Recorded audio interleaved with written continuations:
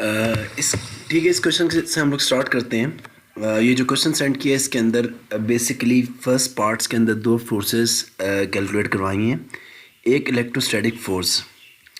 तो जब तक इन चीज़ों की अंडरस्टैंडिंग नहीं होगी तो इसके नेक्स्ट टू पार्ट्स जो हैं वो क्लियर नहीं होंगे।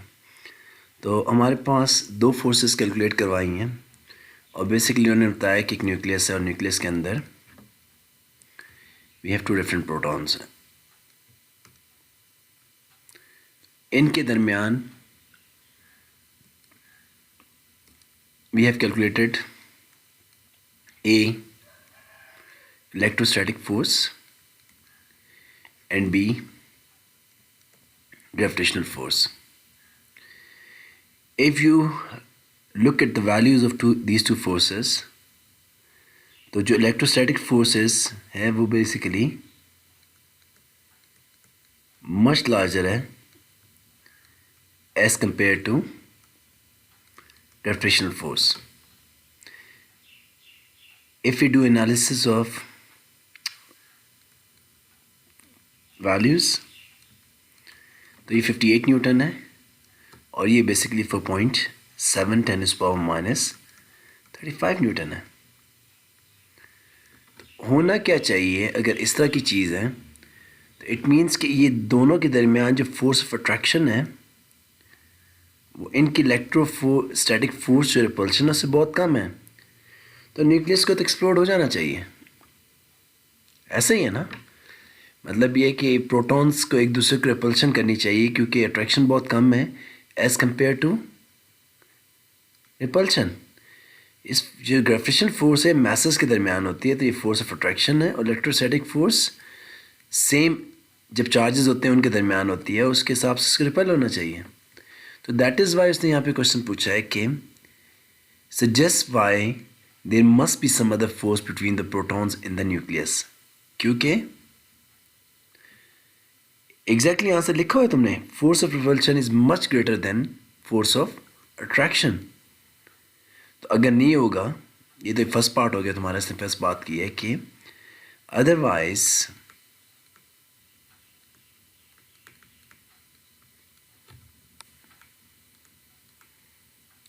जो हमारे पास प्रोटॉन है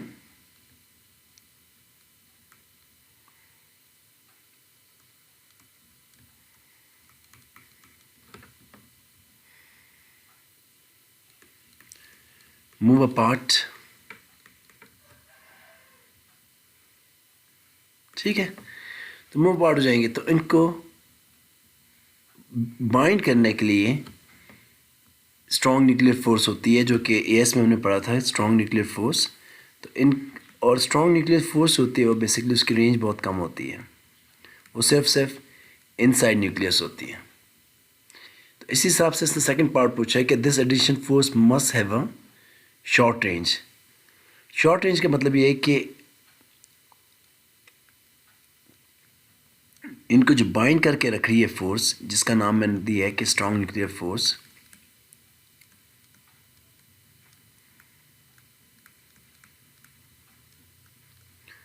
अगर उसकी रेंज ज़्यादा होगी, यानी अगर वो बाहर निकल जाए न्यूक्लियस से, न्यूक्लियस के अंदर तक ही होती है, न्यूक्लियस से बाहर नहीं होती है बाय द वे, उसकी रेंज का मतलब ये है कि ये फोर्स सिर्फ यहाँ तक एक्ट करती है, इससे बाहर ये फोर्स नहीं जाती है।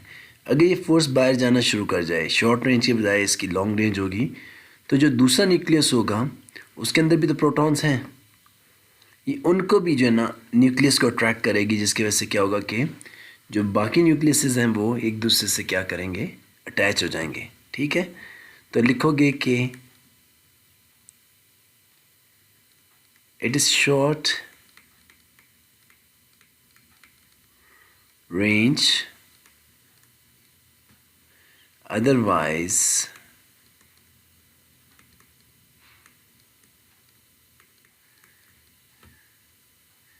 it may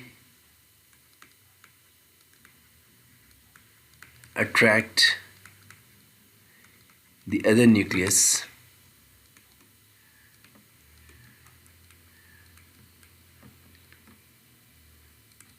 ठीक है। तो ये इसका रीज़न है। होपफुली ये चीज़ कंप्लीट समझ में आ गई है और देन मैं मूव करता हूँ, वन बाय वन करके कोशिश करता हूँ और जो डिफरेंट और क्वेश्चंस हैं उनके आंसर करूं। तो अब करना ये है कि मुझे सिर्फ एक क्वेश्चन सेंड करना है और मैं जैसे मुझे टाइम मिलेगा मैं उसका आंसर करूंगा। जब तक कि एक क्वेश्चन क्लियर नहीं होता you don't need to send me next question. तो 1 बाय 1 करके मैं क्वेश्चन जो है उनके आंसर करने की कोशिश करता हूँ।